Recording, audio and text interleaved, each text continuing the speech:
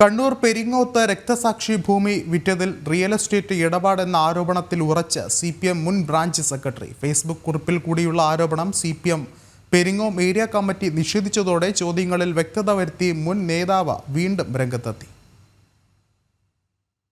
CPM Peringome area committee office നിർമ്മാണത്തിന് ഭൂമി വിറ്റതിലാണ് ആരോപണം. മുനയംകുന്ന് രക്തസാക്ഷി സ്മാരകം നിൽക്കുന്ന 16 സെന്റ് ഭൂമി വിറ്റതിൽ റിയൽ എസ്റ്റേറ്റ് ഇടപാടുണ്ടെന്ന ആരോപണവുമായി CPM കാഞ്ഞിരപ്പുഴ ബ്രാഞ്ച് മുൻ സെക്രട്ടറിയും SFI കണ്ണൂർ ജില്ലാ കമ്മിറ്റി മുൻ അംഗവുമായ റഷീദ് ഇബ്രാഹിം ഫേസ്ബുക്കിൽ കുറിപ്പിട്ടു.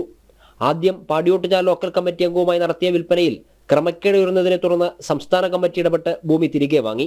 പിന്നീട് ചെറുപുഴ ലോക്കൽ കമ്മിറ്റി അംഗവുമായി സെന്റിന് 9.5 ലക്ഷം രൂപ എന്ന നിരക്കിൽ കരാറുണ്ടാക്കി. ഇയാൾ പറയുന്ന ആൾക്ക് ഭൂമി രജിസ്റ്റർ ചെയ്തു കൊടുക്കുമെന്നായിരുന്നു കരാർ. ലോക്കൽ കമ്മിറ്റി അംഗം സെന്റിന് 9.5 ലക്ഷം രൂപയ്ക്ക് വാങ്ങിയ ഭൂമി പിന്നീട് മറ്റൊരാൾക്ക് രജിസ്റ്റർ ചെയ്തത് സെന്റിന് 15 ലക്ഷത്തിന് മുകളിൽ. മാത്രമല്ല, ലോക്കൽ കമ്മിറ്റി അംഗത്തിൽ നിന്ന് ഭൂമി വിറ്റ പണം വാങ്ങാതെ അയാൾക്ക് തന്നെ ഓഫീസ് നിർമ്മാണ ചുമതല നൽകിയതായും ആരോപണമുണ്ട്. ഓഫീസ് നിർമ്മാണത്തിൽ ഭൂമി വിറ്റ പണം വരവ് വെക്കുകയായിരുന്നു അത്രേ. അതുമൂലം ബാങ്കിലിട്ടാൽ പലിശീനത്തിൽ കിട്ടുന്ന പണവും ഇല്ലാതാക്കിയതായി ആക്ഷേപം. സംഭവം വാർത്തയായതോടെ ഇതൊക്കെ നുണപ്രചാരണങ്ങളാണെന്ന പ്രസ്താവനയുമായി CPM പെരിങ്ങോം ഏരിയ സെക്രട്ടറി പ്രസ്താവന ഇറക്കി. പാർട്ടി നടപടിക്ക് വിധേയനായ ആളുടെ കള്ളപ്രചാരണങ്ങൾ മാധ്യമങ്ങൾ ഏറ്റെടുക്കുന്നത് ശരിയല്ലെന്നും സംസ്ഥാന കമ്മിറ്റി അറിഞ്ഞിട്ടാണ് വിൽപ്പനയെന്നുമാണ് പ്രസ്താവന. പിന്നീടാണ് അക്കമിട്ട ചോദ്യങ്ങളുമായി റഷീദ് മറ്റൊരു ഫേസ്ബുക്ക് കുറിപ്പ് എഴുതിയത്.